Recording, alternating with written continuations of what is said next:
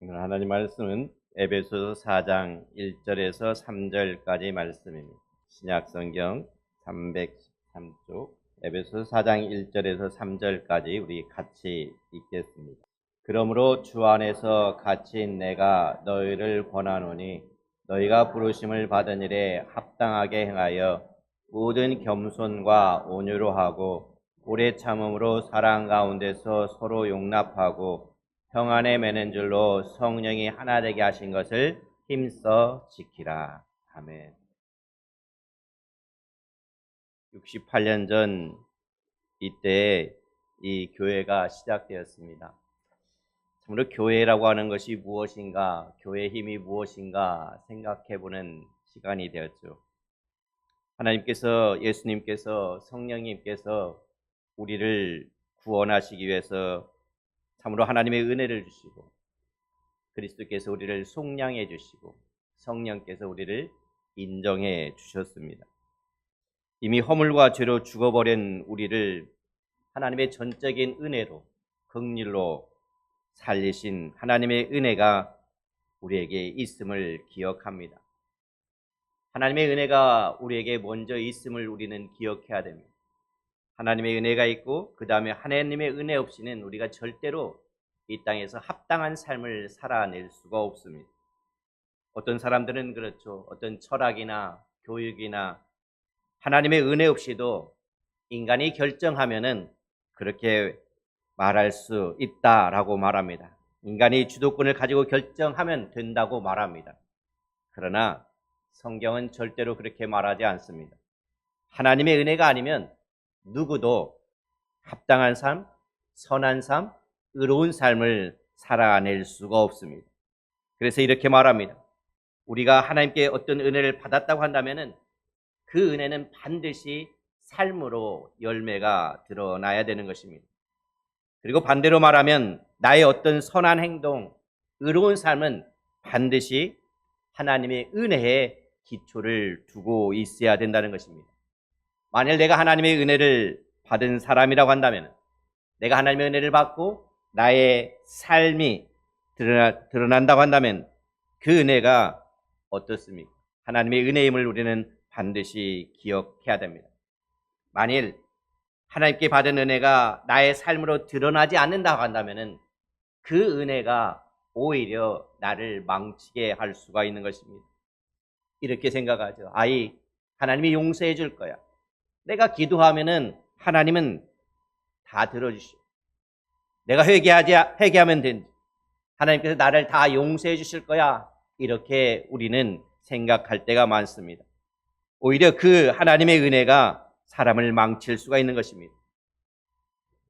그러므로 하나님께 은혜를 받았다고 한다면 반드시 나의 어떤 선한 삶, 의로운 삶, 그것이 삶으로 드러나야 되는 것입니다. 반대로 말하면 나의 어떤 선한 행동, 의로운 삶은 하나님의 은혜에 기반되어 있음을 분명히 알아야 된다.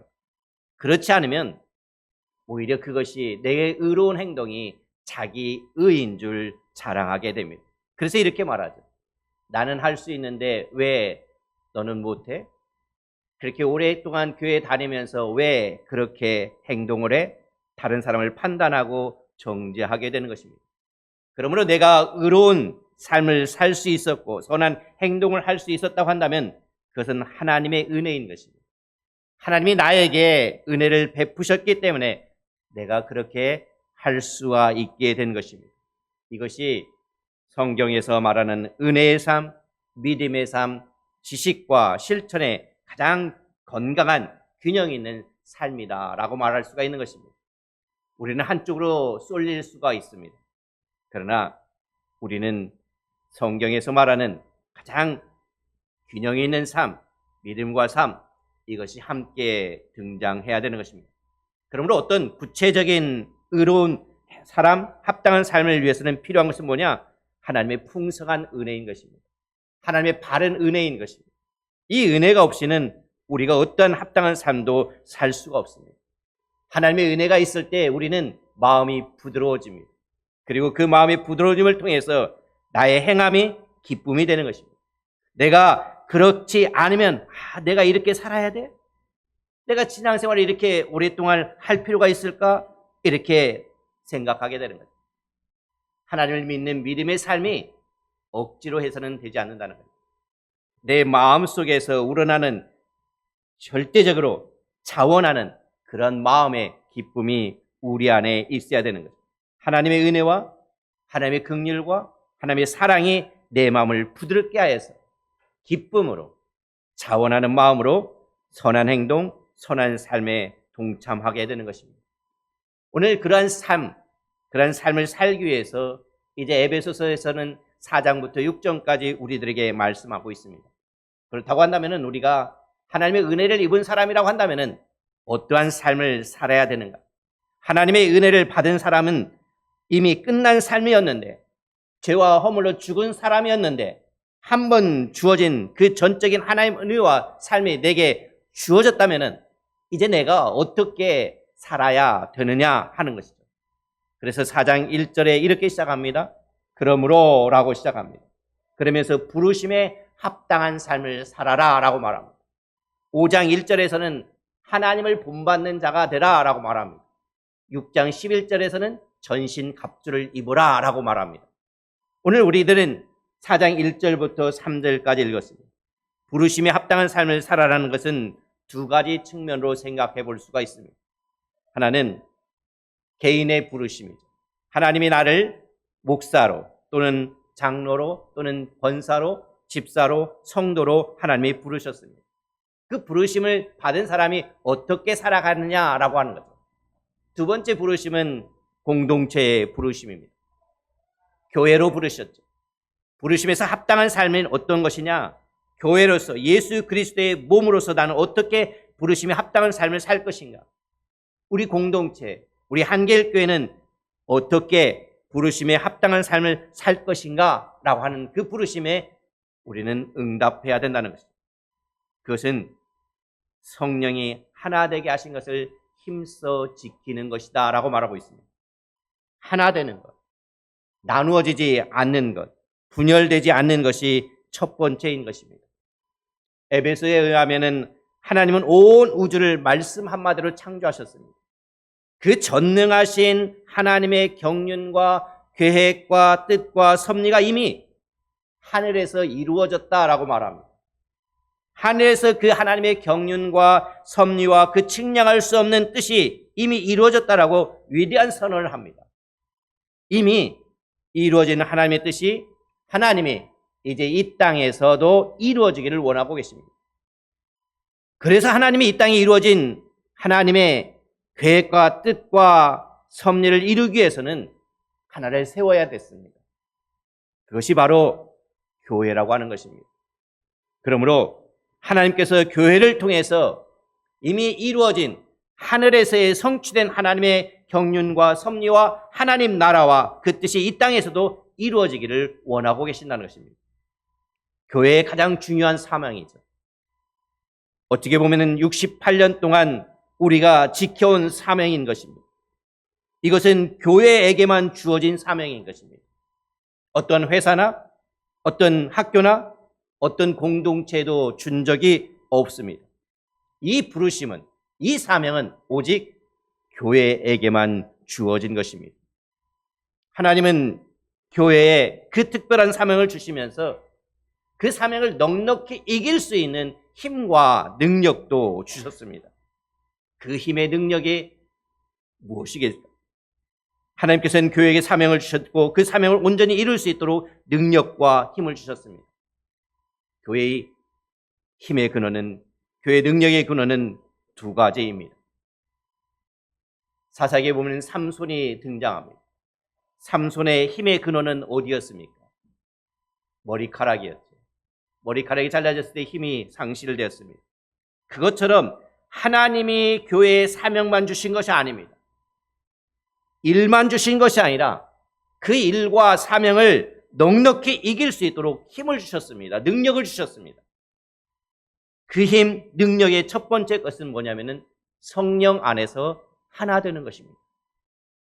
그러므로 분열된 교회는 절대로 하나님의 뜻을 이룰 수가 없는 것입니다.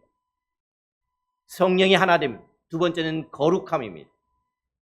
그러므로 교회의 힘은 사람의 숫자에 있지 않습니다. 교회의 힘은 돈에 있지 않습니다. 목사님 무슨 소리입니까? 돈 없으면 무슨 일도 하지 못하지 않습니까? 아니요. 돈 없어도 합니다. 절대로 교회의 힘은 사람 숫자에 있지 않습니다. 사회적 지위에 있지도 않습니다. 어떤 많은 사회적 지분이 있는 높은 지위에 있는 사람들이 얼마나 많이 교회에 모였느냐, 그게 힘이 될 수가 없다는 것입니다. 하나도 중요하지 않습니다. 그것은 세상에서 말하는 것입니다. 교회의 힘의 근원은 두 곳입니다. 성령 안에서 하나됨과 거룩함입니다. 그러므로 거룩함을 잃어버린 교회는 절대로 하나님의 뜻을 이룰 수가 없습니다. 아무리 돈이 많이 있다고 할지라도, 아무리 수백억의 예산이 있다고 할지라도, 수만 명이 모인다고 할지라도 거룩함을 잃어버리면 절대로 교회의 사명을 감당할 수가 없습니다. 작지만 강한 교회는 이 거룩함을 지키는 교회가 하나님께 영광을 돌릴 수가 있는 것입니다. 교회는 절대로 돈이 아닌 것입니다. 사람 수가 아닌 것입니다. 그러므로 교회는 절대로 이 거룩함의 기준을 낮춰서는 안 됩니다. 하나님의 그 거룩한 기준에 우리가 그것을 자꾸만 낮추면서 이래도 돼요. 사람들이 이렇게 하니까 우리 그렇게 해도 돼요. 자꾸만 낮춰서는 안 되는 것입니다. 절대로 죄의 기준을 낮춰서는 안 된다는 것이죠. 목사님, 다른 사람들은 다 그렇게 하던데요. 다른 교회들은 다 그렇게 하던데요. 아닙니다. 거룩함의 기준을 우리는 더 높여야 됩니다. 그때 하늘에서 이루어지는 하나님의 뜻이 그 교회를 통해서 이 땅에서도 반드시 이루어지게 되어 있는 것입니다. 교회의 힘은 첫 번째가 뭐라고요? 성령 안에서 하나가 되는 것입니다. 그러니까 이단들이 교회에 와서 제일 먼저 하는 것이 무엇이겠습니까? 교회를 분열시키는 것입니다. 그럼 우리는 거기에 놀아나서는 절대로 안 되는 것입니다. 야, 너 그거 들었어? 너 그 소리 들었어? 뭐뭐뭐 하면은 뭐뭐뭐 할 때 그 소리가 이미 소문이 내서 온 교회에 퍼지게 돼버리는 거죠. 여러분, 아무것도 없습니다. 사람들이 자꾸만 분열시키려고 원하는 거죠. 교회를 분열시키고 서로를 이간질시키는 그런 것에 우리는 귀를 기울이고 놀아나서는 결코 안 되는 것입니다. 교회가 나누어지는 순간 절대로 하나가 될 수가 없는 것입니다. 절대로 교회의 사명을 감당할 수가 없는 것입니다. 교회의 가장 중요한 것은 힘의 근원은 성령 안에서 하나됨과 거룩함인 것입니다. 교회는요, 기업이 아닙니다. 이윤을 남기는 기업이 아닙니다. 얼마나 많은 예산을 가졌는가 교회의 건강성과 성공을 측량하지 않습니다. 교회는 예수 그리스도의 몸인 것입니다. 교회에서 울려 퍼져야 되는 그 은혜와 죄와 그 놀라운 그 예수 그리스도의 구원, 그것 외에는 다른 그것을 증가하면 안 된다는 것입니다. 왜요? 교회는 예수 그리스도의 몸이기 때문에 그렇습니다. 하나님께서 이 교회를 세우신 이유가 무엇이겠습니까? 이미 하늘에서 이루어진 하나님의 뜻과 하나님의 경륜과 섭리가 이 땅에서도 이루어지기를 원하셨기 때문에 그렇습니다. 지금도 놀랍게 사용되고 있습니다.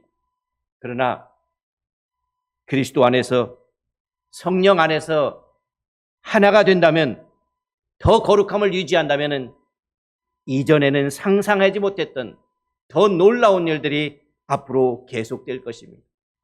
68년 동안 함께 하신 그 하나님이 앞으로는 더 놀라운 일들을 이 한길교회를 통해서 이루어갈 것입니다. 언제요? 성령의 힘으로 하나가 됐을 때, 거룩함을 유지할 때 그렇다는 것입니다. 그렇다고 한다면 우리가 이 거룩함을 유지하기 위해서, 이 하나가 됨을 유지하기 위해서 어떻게 해야 되느냐? 오늘 본문에 이렇게 말하고 있습니다. 4장 2절에 모든 겸손과 온유로 하고 오래 참음으로 사랑 가운데서 서로 용납하고 평안에 매는 줄로 성령이 하나 되게 하신 것을 힘써 지키라 라고 말합니다. 성령이 하나됨을 지킬 수 있는 것은 5가지가 등장하고 있습니다. 뭐가 등장합니까? 겸손과 온유와 오래 참음과 서로 사랑함과 평안에 매는 줄이라 라고 말하고 있습니다. 첫 번째가 뭐라고 말합니까? 겸손입니다. 어떤 곳에나 사람들은 겸손을 가르칩니다. 종교, 일반 교육, 철학에서도 모든 곳에서 겸손을 가르칩니다. 오늘날 겸손은 미덕입니다. 그러나 2000년 전에 이 겸손은 미덕이 아니라 악덕이었습니다. 2000년 전 문화에 보면은 내 자신을 낮추고 상대방을 높이는 겸손은 악덕이었다는 것입니다. 이것은 무슨 말이냐면, 이것은 겸손해라 하면 무슨 뜻이 되냐면, 너는 종이 되어라, 너는 노예가 되어라 라는 말이었습니다. 이 당시 미덕은 뭐냐면 너의 자신을 증명하라는 것입니다. 너가 얼마나 합당한지, 너가 얼마나 그 일을 하기에 합당한 자격을 갖췄는지 너 자신을 증명하라. 그것이 미덕이었습니다. 자기를 드러내는 것이 미덕이었다는 것입니다. 그러므로 이렇게 말하죠. 내가 이런 학벌을 가지고 있어. 내가 이런 능력을 가지고 있어. 내가 이런 경험이 있어. 내가 이런 돈이 있어. 권력이 있어. 그러므로 내가 그 일을 합당한 거야. 내가 그 일을 할 수 있어.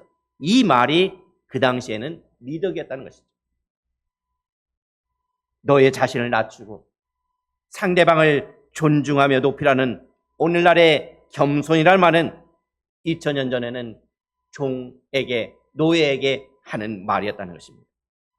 그러므로 사도 바울이 이 에베소 교회를 향해서 성령이 하나됨을 지키기 위해서 첫 번째 조건이 겸손이라고 말했는데, 아마 편지로 썼을 때 이렇게 말했다고 봅니다. 얼굴과 얼굴을 대면하고 봤을 때 그 당시의 문화로 보면은 에베소 교인들에게 겸손하십시오라고 하면은 에베소 교인들은 뭐라고 말할까요? 아마 사도 바울에게 화를 냈을 것입니다. 아니요. 어떻게 사도 바울 나에게, 우리에게 겸손하라고 말합니까? 우리 보고 어떻게 종이 되라고 말합니까? 어떻게 우리가 노예라고 되라고 말합니까? 라고 분명히 화를 냈을 것입니다. 그러나 이 바울 어떻습니까? 사도 바울이 당시 로마 문화를 몰라서 그렇게 겸손하라고 말했을까요? 아닙니다. 바울은 로마 시민권자였습니다. 누구보다도 그 문화를 잘 알고 있는 사람이었습니다. 겸손은 미덕이 아니라 악덕이라는 것을 너무나도 잘 아는 사도 바울이었습니다. 그런데 왜 사람들이 싫어하는 것을 알면서도 왜 겸손하라고 말했을까요? 그 이유는 우리의 왕이신 우리 주 예수 그리스도가 겸손을 가르쳤기 때문입니다. 아니, 우리 주 예수 그리스도가 겸손이시기 때문에 그렇습니다. 그는 근본 하나님의 본체시나 하나님과 동등됨을 취할 것으로 여기지 아니하시고 오히려 자기를 비어 종의 형체를 가지고 나타나셨기 때문에 그런 것입니다. 우리의 왕, 나를 구원하신 그 예수님, 나를 부르신, 우리 교회를 부르신 그 예수 그리스도가 겸손의 왕이시기 때문에 그런 것입니다. 예수님이 십자가에 달려 돌아가신 바로 전날을 한번 기억해 보십시오. 어떤 사건이 있었습니까? 예수님이 제자들과 함께 동산에서 다락방으로 오십니다. 그 당시 문화는 종이 손님의 발을 씻어줘야 됐습니다. 여러분, 만약에 집에 손님이 들어왔어요. 그러면 그 집에서 가장 천한 종이, 미천한 종이 나와서 손님의 발을 씻어줍니다. 그런데 만일에 그 미천한 종이 그 집에 없어요. 다른 일로 분주합니다. 그러면 누가 그 발을 씻어줘야 되냐면 그 집의 주인이 발을 씻어줘야 됩니다. 종도 없고 주인도 바빠요. 그러면 누가 씻어줘야 될까요? 그 발은 먼저 들어온 사람이 그 다음 사람의 발을 씻어줍니다. 이 상황을 한번 생각해 보십시오. 예수님과 제자들이 그 모래 광야, 그 언덕 동산에 막 들어왔을 때 얼마나 발이 더러웠겠습니까? 샌들 신었는데 누구도 발을 닦아주지 않아요. 종도 없어요. 주인도 없어요. 먼저 들어온 사람이 발을 씻어줘야 되는데 서로 제자들이 눈치만 보고 있습니다. 야, 너가 먼저 들어가. 먼저 눈치만 보고 있어요. 제자들이 서로 제자들의 발만 쳐다보고 있습니다. 아마 이렇게 생각했을 거죠. 얘 죄 뭔데? 내가 먼저 제자 되었는데, 내가 저보다 나이가 많은데, 내가 저보다 더 많이 배웠는데, 내가 저보다 더 많이 가졌는데. 이렇게 하면서 서로 제자들은 눈치만 보면서 발을 닦아주기 싫어서 먼저 들어가려고 하지 않습니다. 여러분, 제자들이 서로를 바라보면서 서로 판단하고 있지 않았겠습니까? 그런데 그때 예수님이 갑자기 벌떡 일어나시는 것입니다. 그리고 허리에 수건을 동이시면서 물을 가지고 와서 제자들 앞에 무릎을 꿇고 그 발을 끌어안아 닦아주기 시작한 것입니다. 여러분, 이것이 어떤 장면인지 아십니까? 이것이 무슨 이야기인지 아십니까? 온 땅을 창조하신 그 창조주 하나님이신 예수님이 그의 미천한 피조물 앞에 무릎을 꿇고 있는 장면입니다. 왕이신 하나님이 미천한 백성 앞에 무릎을 꿇고 있는 장면입니다. 어떻게 이것이 가능하겠습니까? 이것은 그 당시 문화와는 정반대의 그러한 현상이었습니다.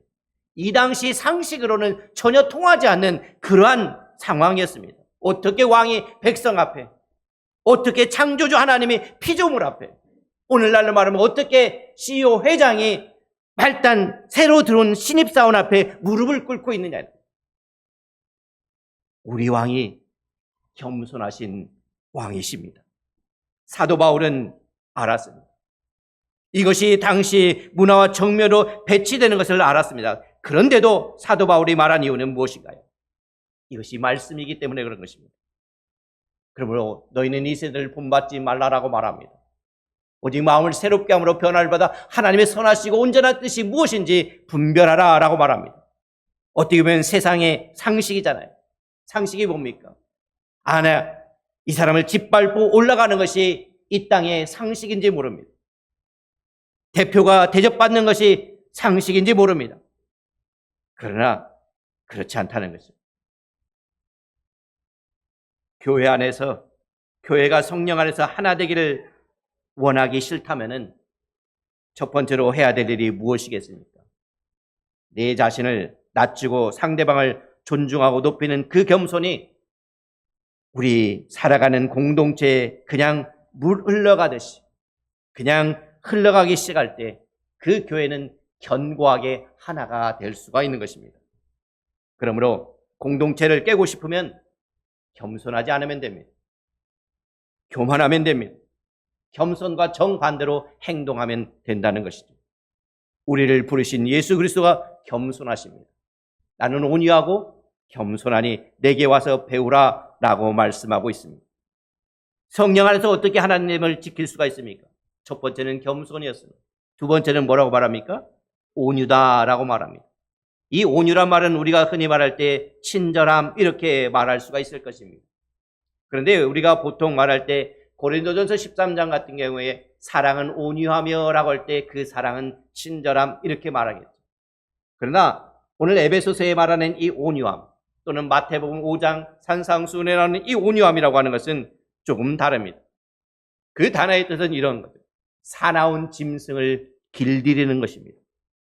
또 유순함, 온순함 이런 뜻으로 생각되어집니다. 이 온유함이라는 것은 사나운 야생동물을 길들이다가 온유함인데 그것은 뭡니까? 어떻게 보면 온유함이라고 하는 것은 그렇기 때문에 타고난 성품이 아닙니다.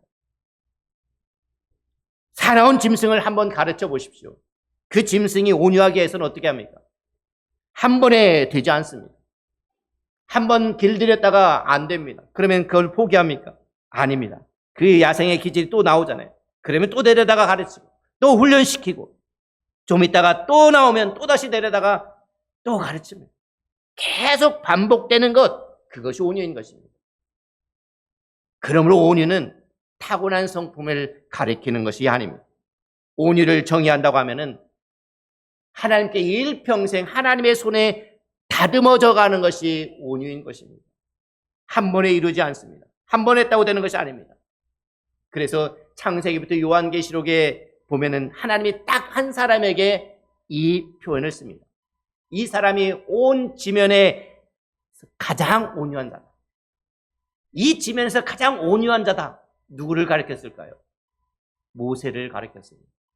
출애굽기 18장 29절의 마음 한번 보십시오. 모세가 친절합니까? 아니요. 성질 괴팍합니다. 욱하는 사람입니다. 내 마음과 내 뜻에 안 맞으면 사람을 때려 죽이기까지 한 사람입니다. 그런 모세가 온유합니까? 그런데 왜 하나님은 이 모세를 가장 온유한 자라고 말했을까요? 왜냐하면 모세는 일평생 하나님의 손에서 다듬어져 간 사람이기 때문에 그렇습니다. 오늘 아무리 다짐해도 어떻습니까? 새벽에 다짐하고 내가 오늘 꼭 하나님의 뜻을 이루면서 하나님 뜻대로 살아가겠다라고 다짐했는데도 하루 살아가다 보면은 또 넘어지기도 합니다. 그때 우리는 이것을 기억해야 되는 것입니다. 온유란 다시 일어나 주님 앞에 다듬어져 가는 것입니다. 계속해서 다듬어져 가는 것, 다듬어져 가는 것이 바로 온유인 것입니다. 그러므로 우리는 다른 사람을 함부로 판단해서는 안 됩니다. 저 사람 글렀어. 내가 하나님 앞에 용납받아 여기까지 왔듯이 다른 사람도 그렇게 해주는 것입니다. 그렇지, 저 사람도 다듬어져 가고 있는 거야. 아니, 쟤는 싹수가 그래야 제발 그렇게 말하지 마시기를 바랍니다. 내가 하나님의 손에서 다듬어져 가듯 저 사람도 하나님의 손에 다듬어져 가고 있는 것입니다. 사람은 절대로 포기하는 것이 아닙니다. 만일 신약 성경에서 일평생 다듬어져 간 사람을 택하라 한다고 한다면 누구겠습니까? 아마 에베소서를 기록한 바울일 것입니다. 그는 폭행자였습니다. 비방자였습니다. 지난 시간에 우리가 사도행전을 보면서 말했듯이 그는 박해자였고 어떻게 보면 살인자였습니다. 하나님, 내가 죄인 중에 괴수입니다. 하나님, 내가 정말 쓰레기 같은 사람입니다. 어떻게 그렇게 되나요? 그 바울이 하나님의 손에서 다듬어졌기 때문에 그렇습니다. 그러면 교회가 하나가 될 수 있다는 것입니다. 용납할 수 있다는 것입니다. 우리도 그랬지 않았습니까? 우리도 실수할 수 있고 용납받았지 않았습니까? 사람에게 실수하는 기회를 주자는 겁니다. 다시 만회할 수 있는, 다시 회복할 수 있는 기회를 주자는 것입니다. 우리 같이 다듬어져 갈 때 교회는 예수 그리스도의 몸은 성령 안에서 하나 되기 시작하는 것입니다. 세상은 그렇지 않잖아요. 잘못하면 가차 없습니다. 바로 아웃시킵니다. 그러므로 항상 긴장감이 있습니다. 그러나 교회는 그렇지 않습니다. 세 번째는 오래 참음입니다. 오래 참음은 설명하지 않아도 우리는 잘 알고 있습니다. 네 번째는 사랑으로 용납하는 것입니다. 사랑, 그거 뻔하지 않습니까? 그런데 이 사랑이란 말을 우리가 좀 더 생각해 볼 수 있을 단어인 것입니다. 2000년 전에 의하면 사랑으로 번역된 단어, 헬라어 단어는 세 가지 단어가 있었습니다. 하나는 필리아라고 하는 것이죠. 우리가 보통 우정이라고 말합니다. 그러니까 우정이라고 하는 그것보다는 일반적인 문헌에서 보면 그냥 보통 사랑할 때 가장 많이 나오는 단어가 필리아라고 하는 단어인 것입니다. 그러니까 이것은 우정, 사랑, 일반적인 그런 사랑을 말합니다. 두 번째는 에로스라고 말합니다. 이 에로스라고 하는 것은 사랑할 만한 것을 사랑할 때 에로스라고 말합니다. 아, 저거 예쁘다, 매력적이다, 똑똑하다. 그러니까 사랑하는 것입니다. 사랑할 만하니까 사랑하는 것이 에로스입니다. 사랑할 만한 가치가 있는 것을 사랑하는 것, 그것이 바로 에로스입니다. 또 하나는 스트로게라고 말합니다. 이 스트로게라고 하는 것은 부모가 자녀를 사랑하는 것, 왕이 백성을 사랑하는 것, 목자가 양을 사랑하는 것을 가리켜서 스트로게라 말합니다. 그러니까 구약성경에 보면은 이 구약성경을 헬라어로 번역하는 일이 있었습니다. 그것을 70인역이라고 하는데 구약성경에는 하나님의 사랑이란 말이 등장하고 있습니다. 그런데 이 단어를 어떤 단어로 쓸까? 필리아, 에로스, 스트로게, 어떤 단어를 쓸까? 어떤 단어로 번역할까? 아무리 생각해도 적당한 단어가 없습니다. 그 중에서 스트록의 부모님의 사랑, 이것과 비슷하다라고 생각했는데 하나님의 사랑을 표현하기는 너무 적절치가 않습니다. 그래서 그 말에 해당되는 헬라어 단어를 하나 찾아냈는데 그 단어가 바로 아가페라고 하는 단어인 것입니다. 그러니까 이 아가페라고 하는 단어는 무엇이겠습니까? 그러니까 사람들이 묻기 시작합니다. 아니, 이 아가페가 뭐야? 전혀 생소한 단어 이 아가페가 뭐야? 라고 묻기 시작합니다. 그때 이 아가페는 이런 거죠. 사랑할 만한 가치가 없는 것을 사랑하는 것입니다. 사랑할 만한 가치가 없는데도 불구하고 사랑하는 것, 그것이 아가페라고 하는 것입니다. 사랑하는 것. 사람을 죽여야 되는데 사랑하는 것. 원수를 사랑하는 것. 아니, 그래서 사람들은 처음에 그것을 듣고 비웃습니다. 아니, 그런 사랑이 어디가 있냐고. 그런 사랑이 어디냐고. 너 그런 사랑 해봤어? 원수를 사랑하는 거 봤어? 눈에는 눈, 이에는 이. 그것이 세상 사람들의 사랑이잖아. 야, 아가페? 세상에 존재하지 않는 그 사랑이 아가페야. 그런 사랑 없어. 라고 말합니다. 그런데 어떻습니까? 우리는 지금 사실은 그리스도인들에게는 이 아가페라는 단어가 너무 익숙하고 유명합니다. 그러니까 본문에서 이 말하고 있는 이 사랑 아가페라고 하는 것입니다. 내가 죄와 허물로 죽을 수밖에 없는 나를 하나님이 사랑해 주셨다는 겁니다. 누구도 가치 없어 보이는 나를 하나님이 사랑하셨다는 것입니다.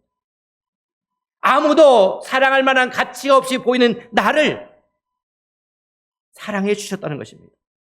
사랑할 만한 이유나 조건이 전혀 없음에도 불구하고 사랑하는 것, 그것이 바로 아가페라는 것입니다. 그 사랑 가운데서 뭐라고 합니까? 용납하라 라고 말하고 있는 것입니다. 에이, 저 집사님은 가치가 없어. 가치가 없으니까 사랑하라는 것입니다. 이것이 아가페인 것입니다.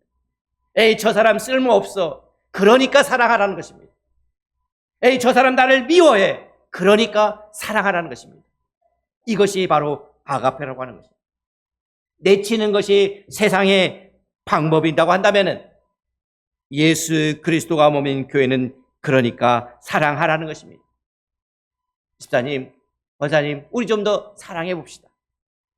세상에 없는 사랑으로, 하나님의 사랑으로 서로 용납하는 것, 이것이 성령이 하나 되게 하심을 지키는 것입니다.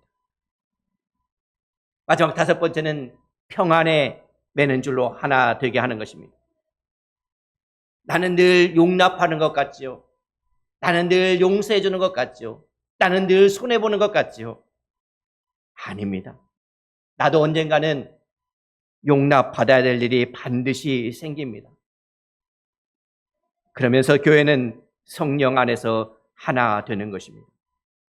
그러나 이 모든 것들이 의무감에 가지고 해서는 안 된다는 것입니다. 우리가 우리의 의무가 되지 않기를 바라는 것이죠. 자원하는 기쁨이 되어야 된다는 것입니다. 그것은 하나님의 은혜에 기반을 둘 때 가능한 것입니다.